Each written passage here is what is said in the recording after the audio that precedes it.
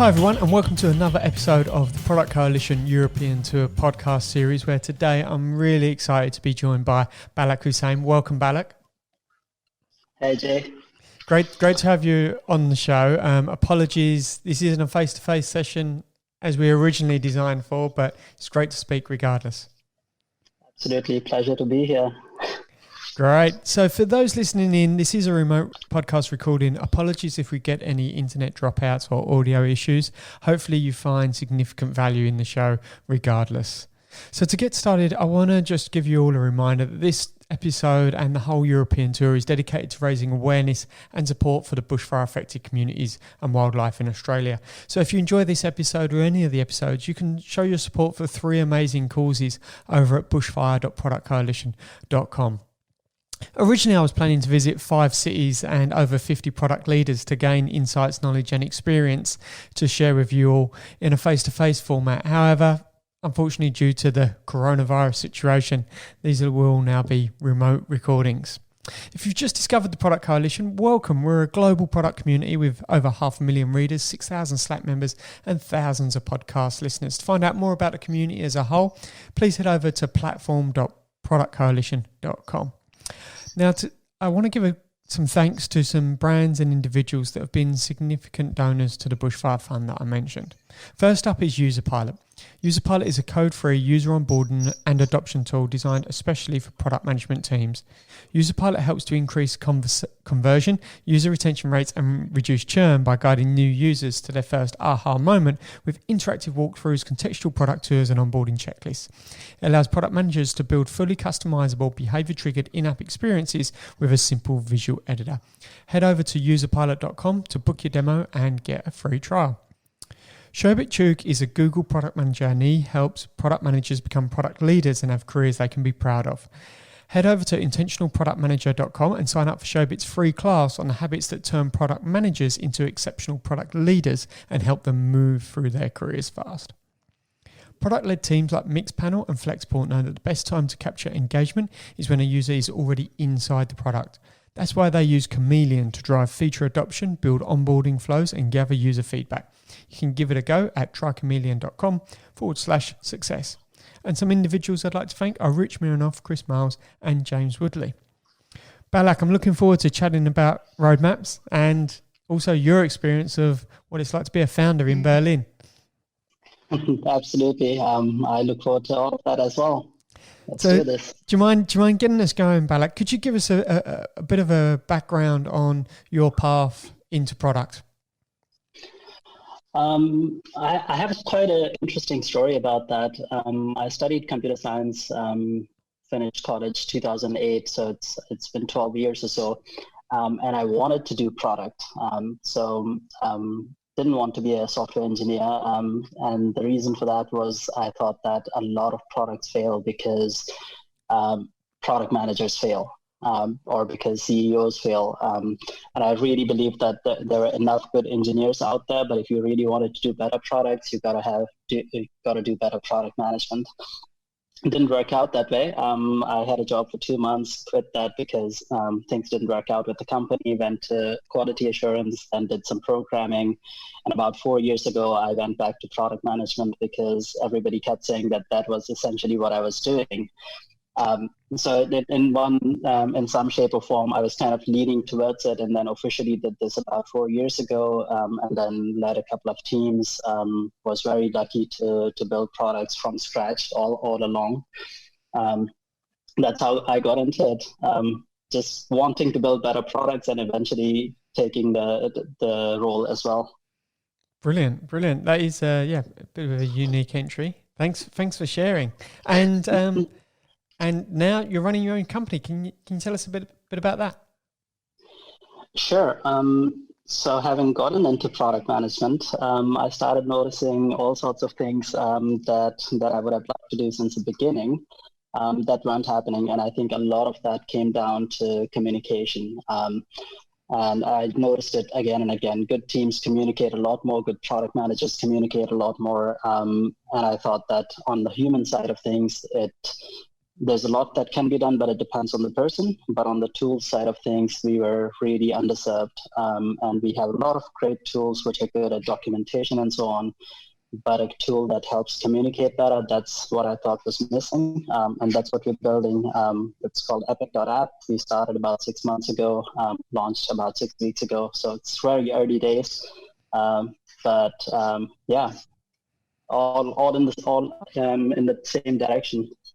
Brilliant. Well, I appreciate you taking a step in a different direction there. Could you tell us a little bit about what's changed for you in terms of what keeps you up at night, or what ensures you thrive during the day when it comes to no longer being a product manager but also running a product company? What's different?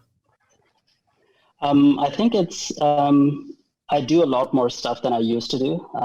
Obviously, being a product manager, you're connected with a lot of things that connect with the product. But being the CEO of a company, that means you have to take care of finances. That means you have to take care of strategic decisions. That means you have to take care of hiring and firing, and all of that. We just started the fundraising process, so that's its own world. And so I do a lot more, but what still keeps me up at night is if we have something that is impacting users. So that has not changed. In the last six months, I think I've had about 3 kind of sleepless nights, and 2 of them were out of excitement. The 2 nights before we were about to launch.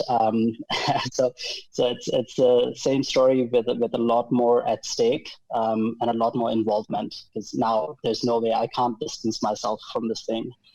Yeah, right. Interesting. Well, it's good to hear that the excitement's keeping you awake and not to worry. That's good sleepless nights. Nice. Could you talk to me? What are some of the advantages you think you have by coming from a product background into a founder role? I actually think product managers are the best people to go into if you're building a product company, and I think that's because of the nature of the role. It has to do a lot has to do a lot with communicating and coordinating.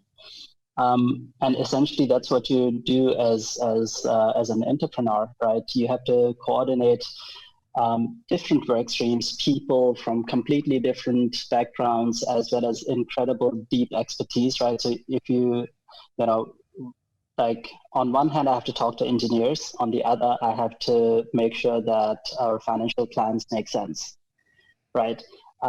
So this is just a few levels above from what I was doing up until last year, where I was talking to engineers in the morning in our daily stand-ups, and then I was going into a meeting with the operations guys because we were about to launch an e-scooter company. So we had to talk about the logistics of storing physical items, and then going into a meeting with the marketing people, talking about online and offline campaigns, and it's just different streams of information that you have to manage. And if you're able to do that, then as an entrepreneur, like, that's where your company will do great or fail. If you can't manage information, you shouldn't do this. So I think product managers have these incredible strengths, and it gives me confidence that I can do this. Brilliant. Do you mind sharing what it was like in the moment that you decided, I'm going to start a company? When was that moment that it went from idea to, no, I'm going to do it? It's not an idea. This is it. I'm going to do it. I'm going to start a company. What was the trigger point? I'm sure it didn't just come to you one morning. There was probably a load of leading up events, but what was that individual moment like when it switched over for you, that you're going all in on this? I think for me, this happened last year. I was going to freelance, so I had decided to quit my job, and I thought I was just going to take some time and freelance for a while. But then I kept thinking about this idea. So I've had the idea about 3 years, so it didn't happen overnight. But then I decided to quit. The more I thought about it, the more I was like, well, somebody has to do it. And then I started reading up even more, and there was nothing or not much happening around it. And then one day I was like, I'm going to do it. How that happened, to be honest, I can't say, because it's sort of this simmering that happens, and then one day your brain says, "Okay, I'm ready," because you still don't know a lot of things. So I didn't know a lot of things. What I did know was that I had done products before, and that I was able to build stuff and launch stuff. So the bases were there. And I think if this was 2 years before, I would probably have gone on and done freelancing.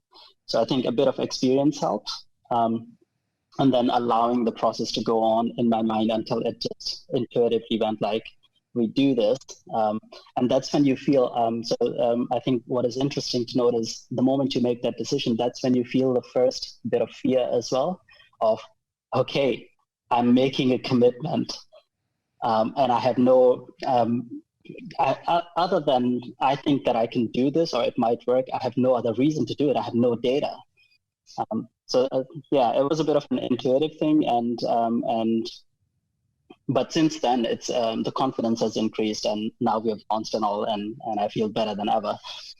Fantastic. I love hearing about those moments. I wish I could be a fly on the wall for everyone who, when that final spark ticks them over and they go all in on an idea. Fantastic. Thank you. Being a founder does come, you mentioned with some different stresses. Is there anything you've changed with how you cope or how you plan to cope with scaling and building a company that just wasn't, what skills weren't there as a product manager that you've had to develop now?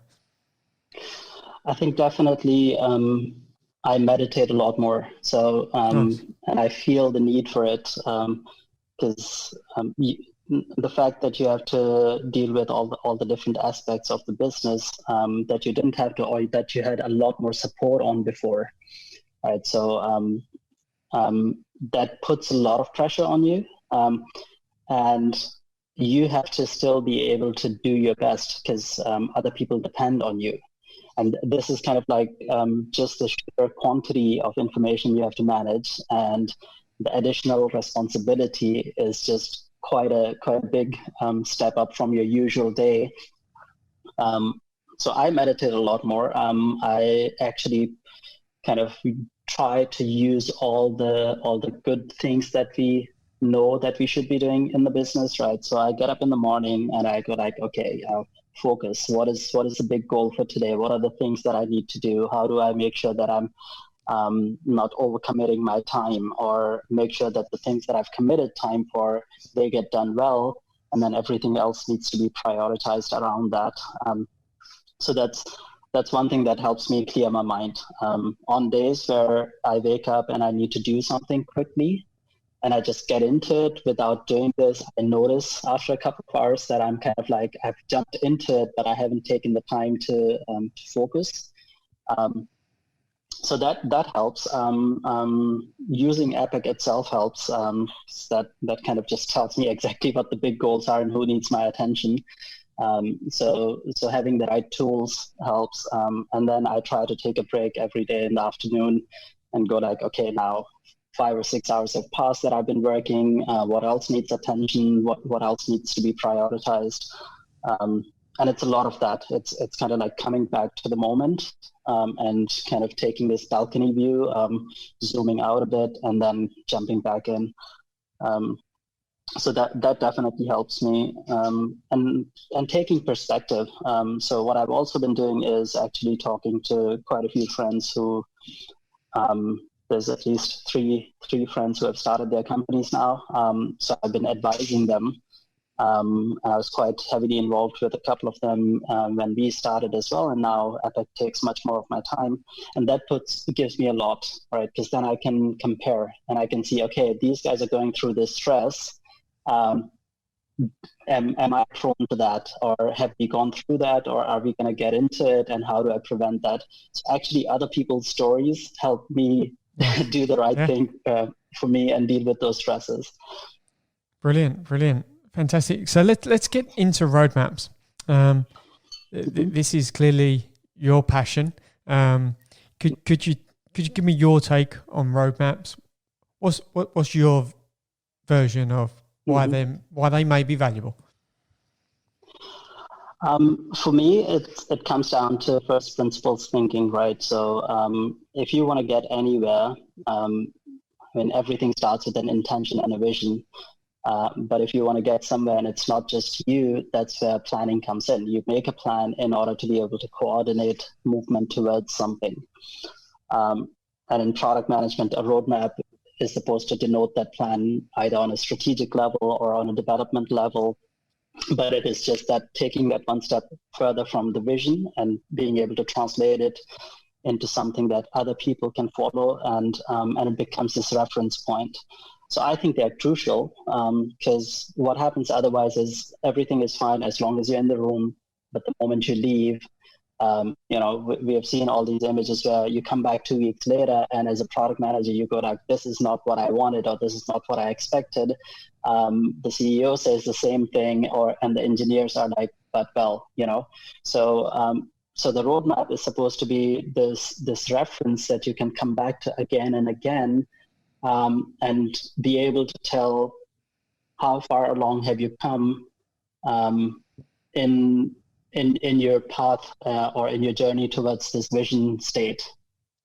And if you can't do that, then either you're doing the roadmaps wrong, or your roadmap was not right to begin with, or something else happened. And that's the second part of it, because once you have that reference point, you can have those conversations, right? So I'm not perfect as a human being, but if I don't give you a reference, you can't tell me where we might be going wrong. So for me, in short, you should have a roadmap, and this roadmap should be able to tell you at any given moment where you are with respect to your longer term goal and what your path is along the way. That's where the milestones come in. And once you have that, you're in a good position, because then even if you do make mistakes, an engineer, a CEO, or somebody else could say, okay, I see that this is where we wanted to get. How does milestone X help us get there? And if you're wrong, you're going to improve it. If you are right, everybody's going to be on the same page, and your productivity is going to go through the roof. So that's my take on roadmaps. Great, thank you. When it comes to socializing roadmaps, there's been so many different flavors, everything from physical walls to virtual walls to what looks a lot like a Gantt chart, etc. What do you see, feel, know about what works when it comes to communicating, so not the roadmap as a whole, but what's actually visually represented on a roadmap? What makes an effective roadmap? Outcomes. If your roadmap talks about outcomes, you'll figure out the rest, right? So this is the most important thing. Now, what works well, if you can afford to have a physical wall and your team can have the conversations around it, that is the best thing in the world. So I've been in many teams where the moment we got everybody in the same room, we stopped using digital tools. And I say this as a creator of one of the digital tools. If you have a physical wall, you're fine. You're doing a great job. Stick with it. If you don't, then the digital tool has to do that job of being able to lay out the outcomes you want to have, and how those outcomes connect with each other. If you can do that, the rest will come. And I think on that level, we don't need the details of implementation. The how is going to change. But what you want to be able to say is, based on your current understanding, what would you like to have? And then you can improve based off of that. Great, thank you. With regards to collaboration on roadmaps, there's, as you know, product managers have a lot of relationships to balance all of the time, and many stakeholders want to see a piece of the puzzle on your roadmap that impacts them. How do you recommend product managers go about collaborating and having conversations that enable everyone to feel like they're contributing to the roadmap, or they're going to get some benefit from the roadmap, but without giving up and making it a design by committee process? That's a tough one in practice, right? So we all know the theoretical answer, which is keep it as a living document, right? If it is a living document that everybody has access to, then you can have the conversations much better. And that means, right, so if I'm a product manager and my CEO wants to take a look at it, they are interested in what will we achieve in 1 month or 3 months from now. If one of the engineers on the team wants to look at it, they probably are much more interested in the next 2 weeks. And then in those 2 weeks, you're going to learn a lot of things which need to be reflected back into the document, and that needs to be communicated upstream and downstream, right? So a living document is the best thing that you can have. What I've found is by actually keeping a living document and referring to it again and again, that is the best thing you can kind of do in practice, because it's not natural for CEOs to be opening up your roadmap automatically. They're too used to seeing it on a slide deck in a quarterly presentation. And it's not natural for engineers to be looking at the roadmap all the time. They're too used to looking at the sprint plans. So you kind of want everybody to do this naturally. And that's where you have to put in the work. You have to put in the work of keeping it alive and referring back to it again and again and again until, and this happened to me interestingly in my last couple of jobs, where an engineer raises their hand and says, why are we doing this? Because if I look at the roadmap, the outcome that we want to achieve is X, right? We want to grow our number of users. So how is this button going to help us? The moment that magic moment happens where somebody other than you as a product manager mentions the roadmap, that's when you have achieved it. But until that point, you have to repeat and refer to it again and again and again. Great, thank you. Can I ask, what's your thoughts on how strategy influences roadmaps and therefore maybe change of strategy, and how that should either help shape a roadmap or the roadmap should shape the strategy? Both.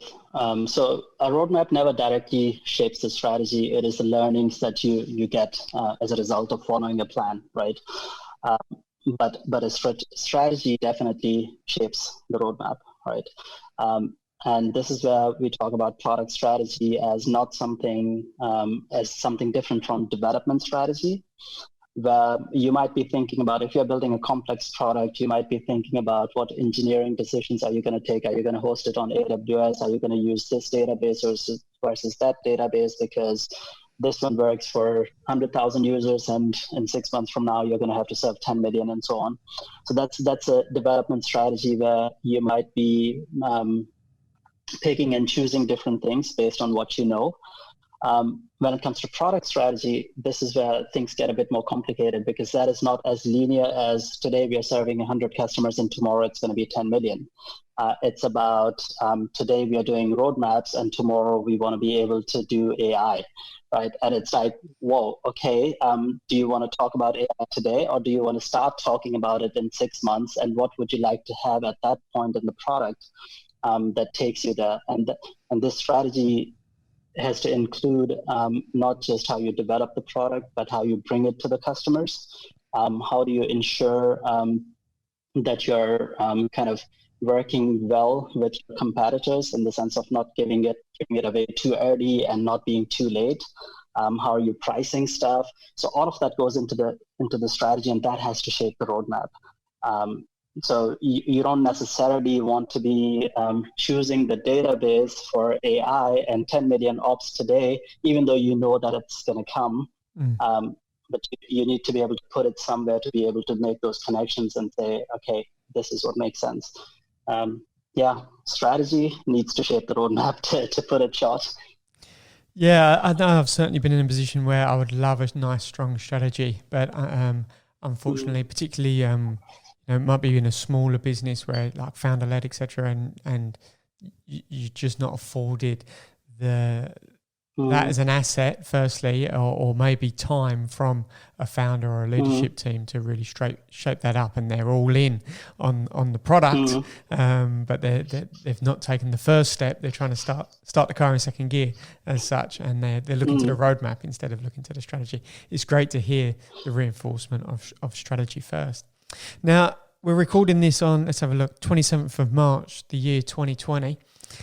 There's a global pandemic There's resource changes, there's new ways of working that have now hit the world, there's rapid shifts in market needs. There's probably quite a few product managers out there that either have no roadmap or weak roadmaps or extremely strong roadmaps. Regardless, they're going to need to change based upon what's happening in the world.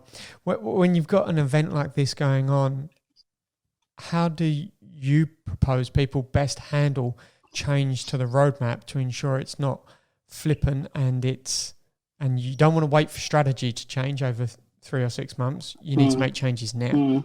How do you recommend people approach that?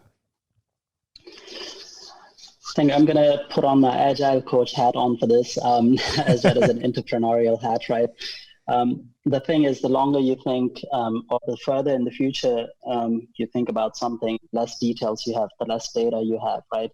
And that's where you have to be extremely flexible, but you do need to put a flag in the ground and say, based on the current situation, that's where we would like to be. So that you change when you get more data, and that's where you only put in the details when you have the data, because otherwise it's just going to be a distraction. When it comes to the short-term changes, given this pandemic, I think the biggest impact, for example, that we have right now is that of communication, right? So you need to double down on communication, because without that, any changes could be potentially harmful or knee-jerk, right? And that's what you want to avoid. So that's the step one. And then when it comes to making a change, the more based on data, the better. If you can afford that, that is the best thing. Now, I'm an entrepreneur and I started with this dream, right? And I had no data to go with it. So I actually take these both sides. If you have data, base it on that. But if you really believe in it, communicate that very clearly and go for it. And that's where I go, like, convince or be convinced, right? If you really believe in something, make sure your team knows this, make sure your CEO knows this, and give them your reasons, be very clear. And if you make changes to your roadmap based on that, make sure that this the reasoning behind is well communicated. Because given the situation, people are going to be distracted, people are going to be stressed, and the longer this stays, the worse it's going to get in terms of being able to take perspectives. So when you communicate, you're also giving people a chance to help you do better. And to make sure that those changes are not going to be crazy, not going to be based on the nightmare you had last night, but actually based on well-reasoned, well-thought-out processes. And you will know when to stop as well, right? So all of that comes down to essentially holding yourself accountable for making sure that people understand. Because previously, even if you were 99% of the time right, you had a lot more communication happening naturally. Now, if you make that 1% mistake and you don't have communication in place, well, it's going to hurt. Great, thank you. Can I ask, what's your thoughts on public roadmaps? Many startups nowadays like to show their customer base what's coming in the quarters ahead. Do you see that as effective for getting customer engagement and for getting commercial outcomes? I like the idea. I prefer transparency over anything else. The only question is, if you're a startup in a very early stage, things change a lot more than they do when you're a stable company. When you're stable, then absolutely you can show stuff. Well, we are aiming for this next quarter. Right now, I'm aiming for the world in next quarter, and I'm probably going to get 0.1% of any of my plans. So you have to be considerate of the fact that when you put something out there, or like a public roadmap, it is likely that people will take it as a commitment. So make sure that you are able to honor that or communicate that this thing changes.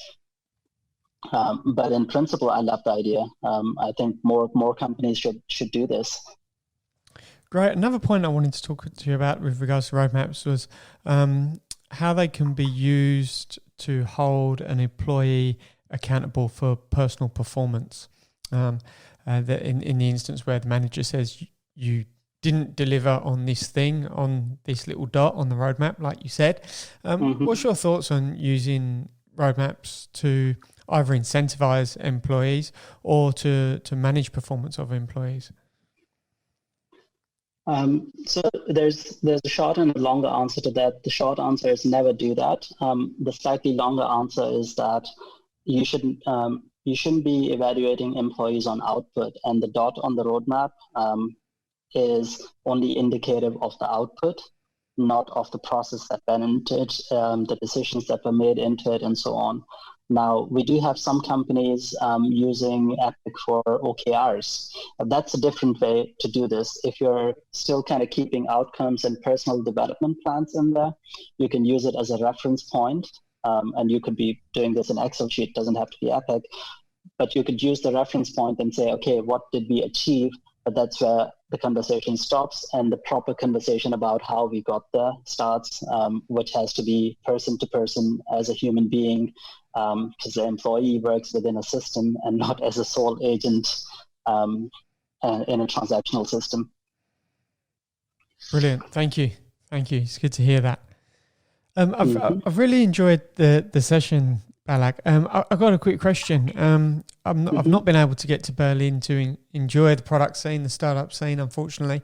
Could you tell me a little bit around what's the scene like over there? Oh, Berlin is interesting. There's a whole lot of startups. It's this Berlin culture since the 20s, right? All sorts of visionaries come to Berlin, and there's a lot of flames that shine bright or disappear after a moment. So lots of startups, very opinionated people as well. In terms of investment scene, it's pretty vibrant. There's lots of events happening in terms of networking.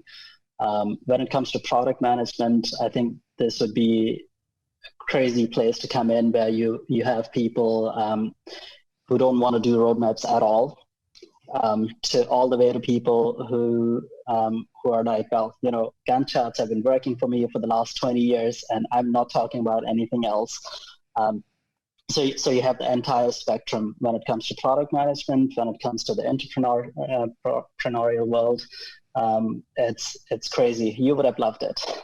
Oh, brilliant. Well, it'll always be there, so I'm sure later in the year I'll be able to make that trip. Thank you so much for recording this session with me and for the audience, Balach. I've really enjoyed going deep into roadmaps with you. Jay, it's been a pleasure. I can talk about roadmaps all day long. No, it's good, and so topics like this are always hygienic to revisit. Every product manager out there knows they need a roadmap and the reasons and value that they bring, but it's good to just spend some dedicated time just thinking on just that, which is great. So thank you very much. Pleasure. Thank you for having me. For the audience listening, thank you for tuning in and listening to this podcast episode, or if you're watching us on YouTube, thank you very much. Please remember that this episode and all of the European Tour podcasts are dedicated to raising awareness and funds for the bushfire affected communities and wildlife of Australia, which has been further affected by the lack of tourism dollar that's going to hit those communities throughout the year due to the coronavirus situation. If you'd like to support any of the three causes behind the Product Coalition, you've got a choice from the Volunteer Firefighters of Australia to the Wildlife to the National Bushfire Fund. So check those out over at bushfire.productcoalition.com. Until the next episode, thank you very much.